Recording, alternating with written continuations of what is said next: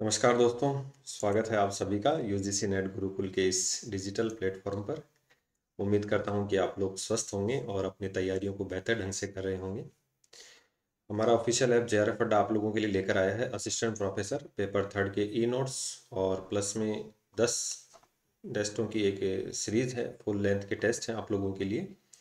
तो paper third को लेकर ये टेस्ट सीरीज है। हिंदी और इंग्लिश में आप लोगों के लिए नोट्स अवेलेबल हैं। पेपर भी आप लोगों के लिए हिंदी और इंग्लिश में है और कंप्लीट सिलेबस पर आधारित है। तो आप अपनी तैयारी को चेक करने के लिए और एक बार रिवीजन करने के लिए आप हमारा एक कोर्स परचेज कर सकते हैं जेआरएफ अड्डा एप्लीकेशन से। इसके अलावा यदि आप यूजीसी नेट दिसंबर की तैयारी कर रहे हैं और जून साइकिल वाले भी एग्जाम को देना चाहते हैं तो ऐसे स्टूडेंट्स के लिए जेआरएफ अड्डा एप्लीकेशन पे पेपर फर्स्ट और पेपर सेकंड के लिए काफ़ी बेहतरीन कोर्स अवेलेबल हैं हिंदी और इंग्लिश लैंग्वेज में। और यहाँ पर आप लोगों के लिए डेली फ्री टेस्ट है, फ्री पीडीएफ है, मॉक टेस्ट हैं और फुल लेंथ के टेस्ट हैं। काउंसलिंग सेशन आप लोगों के लिए अवेलेबल है। तो जेआरएफ अड्डा एप्लीकेशन डाउनलोड कीजिए। साथ ही हमारा जो टेलीग्राम चैनल है आप उसको भी फॉलो कर सकते हैं। चलिए बात करते हैं। आज हम शुरुआत करते हैं भारत का जो चुनाव आयोग है उसकी बात कर लेते हैं।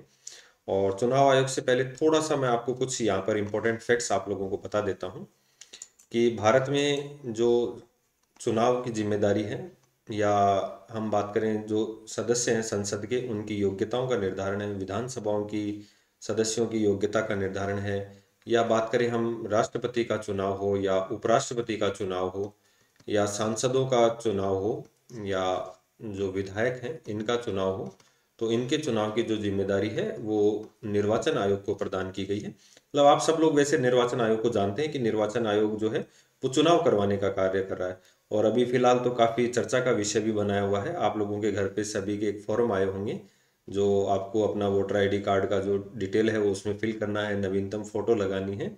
तो उसके ऊपर भी अपन एक नेक्स्ट वीडियो में चर्चा करेंगे कि क्या है और क्या सिस्टम है। मतलब अपनी नागरिकता पहचान पत्र भी उसको एक तरीके से यूँ हम कह सकते हैं इनडायरेक्ट रूप से।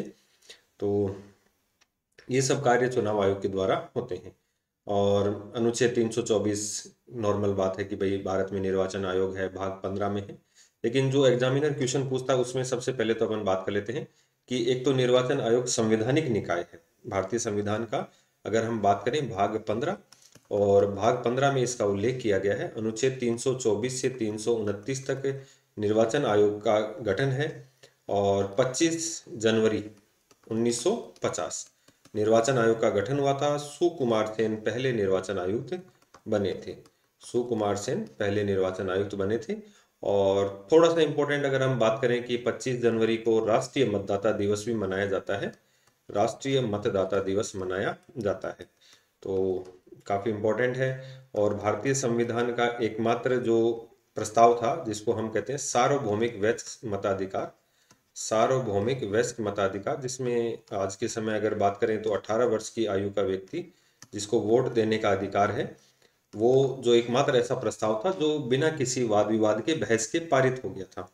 ठीक है, प्रारंभ में एक सदस्य था, फिर जरूरत पड़ी तो एक मुख्य निर्वाचन आयुक्त, दो अन्य आयुक्त का जो है वो गठन किया गया।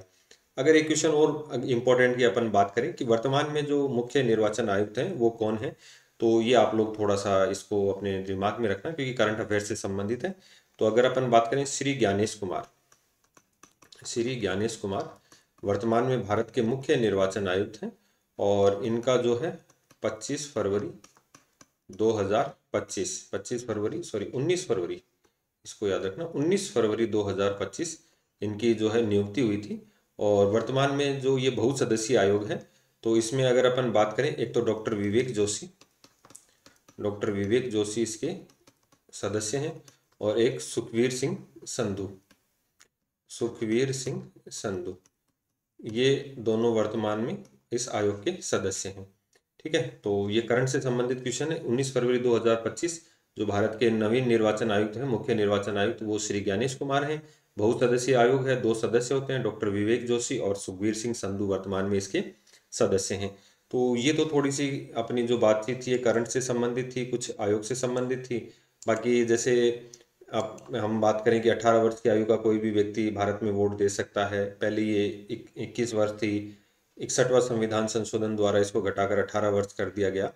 तो ये इंपॉर्टेंट चीज़ें हैं। बाकी जैसे वोटर आईडी कार्ड जारी करना, नवाचार है, जैसे ईवीएम का प्रयोग है, या अभी वर्तमान में बैलेट जो आपको वोट डालने के बाद वीवीपीएटी मशीन होती है उसमें आपको दिखाई देता है कि आपने किसको वोट दिया, कुछ सेकंड के लिए वो पर्ची निकल कर आती है, तो उससे ये साबित हो जाता है कि आपने इसको वोट दिया है। तो ऐसे जो नवाचार हैं वो भी चुनाव आयोग द्वारा किए जाते हैं। अब थोड़ा सा अपन ऑफिशियली बात कर लेते हैं निर्वाचन आयोग को लेकर। तो निर्वाचन आयोग जैसे मैंने आपको बताया कैसा है, संवैधानिक निकाय है। निर्वाचन आयोग एक संवैधानिक निकाय है। और इलेक्शन कमीशन ऑफ इंडिया जिसको अपन कहते हैं, election commission of India ECI, ठीक है, संविधान द्वारा बनाई गई संस्था है। और इसका जो प्रमुख कार्य है वो स्वतंत्र और निष्पक्ष चुनाव करवाना है, जिसमें ये राष्ट्रपति, उपराष्ट्रपति, विधायक और सांसदों की चुनाव करवाता है। सरपंच, उप सरपंच, नगरीय निकायों के जो चुनाव है वो राज्य निर्वाचन आयोग करवाता है। और 73वें और 74वें संविधान के तहत जिनकी स्थापना हुई थी। और अखिल भारतीय संगठन है, केंद्र और राज्य के लिए समान है। ये जैसे अभी मैंने चर्चा की, ये जो चुनाव करवाता है ये संसद के चुनाव है, राज्य विधानमंडल, राष्ट्रपति और उपराष्ट्रपति के लिए चुनाव आयोजित करवाता है। पंचायतों के लिए इसको कोई जिम्मेदारी नहीं है, इसके लिए राज्य निर्वाचन आयोग स्थापित किए गए हैं। भारतीय संविधान का जो भाग 15 है, अनुच्छेद 324 से 329, ठीक है, 324 से 329 के बीच चुनाव आयोग का वर्णन किया गया है। तो अनुच्छेद 324 निर्वाचन आयोग है, ठीक है, जो संसद, विधानमंडल, राष्ट्रपति और उपराष्ट्रपति के चुनाव की जिम्मेदारी इसको दी गई है। नेक्स्ट अपन बात करें कुछ इसकी जो सुव्यवस्थित है, जो व्यवस्थाएं हैं इसकी। तो इसमें आयोग का जो निर्माण है वो निर्वाचन आयोग में एक तो मुख्य निर्वाचक आयुक्त होता है, जैसा कि मैंने अभी बताया, और दो अन्य निर्वाचन आयुक्त होते हैं। तो ये कैसा है, बहुसदस्यीय है। तो देखिए ये बहुसदस्यीय मैं इसलिए जोड़ दे रहा हूँ कि पहले ये एक सदस्यीय हुआ करता था और 1993 के बाद इसको बहुसदस्यीय कर दिया। एक थोड़ा सा कार्यकाल याद रखना ना, कि जो मुख्य निर्वाचन आयुक्त हैं, मुख्य निर्वाचन आयुक्त हैं, इनका कार्यकाल 6 वर्ष प्लस 65 वर्ष की आयु तक जो भी पहले हो। और अन्य जो निर्वाचन आयुक्त हैं, अन्य निर्वाचन आयुक्त का जो कार्यकाल है वो 6 + 62 वर्ष की आयु होती है, ठीक है। तो ये थोड़ा सा आप फैक्ट है, ये ध्यान रखना। तो मुख्य निर्वाचन और अन्य निर्वाचन आयुक्तों की नियुक्ति जो है वो राष्ट्रपति के द्वारा, ये इंपॉर्टेंट है कि जो मुख्य निर्वाचन आयुक्त और अन्य निर्वाचन आयुक्त की नियुक्ति राष्ट्रपति द्वारा की जाती है। मुख्य निर्वाचन आयुक्त की सलाह पर अन्य क्षेत्रीय आयुक्तों की, जैसे मान लो राजस्थान का हो गया, यूपी का हो गया, तो उनके आयुक्तों की नियुक्ति करता है। सबसे महत्वपूर्ण, 15 अक्टूबर से 1989 तक चुनाव आयोग जो शुरुआती थी एकल निकाय था, और 15 अक्टूबर 1989 तक जो ये था वो एकल वो था, निकाय था। लेकिन 61वें संविधान संशोधन 1980 द्वारा इसको राष्ट्रपति ने क्या कर दिया, दो अन्य निर्वाचन आयुक्तों की नियुक्ति कर दी। हालांकि ये पहले भी जो था वो 1993 के बाद ज़्यादा हुआ है, बीच में इसको वापस एकल सदस्य कर दिया और फिर इसको बहुसदस्यीय किया। और इसी में जो मतदान की आयु थी वो घटाकर 21 वर्ष से घटाकर 18 वर्ष कर दी गई है। तो वर्तमान में एक मुख्य निर्वाचन आयुक्त और दो अन्य आयुक्त हैं। और मुख्य निर्वाचन आयुक्त और अन्य चुनाव आयुक्तों का कार्यकाल 6 वर्ष, 65 वर्ष जो भी पहले हो, अन्य का जो है 65 वर्ष, 62 वर्ष, ठीक है।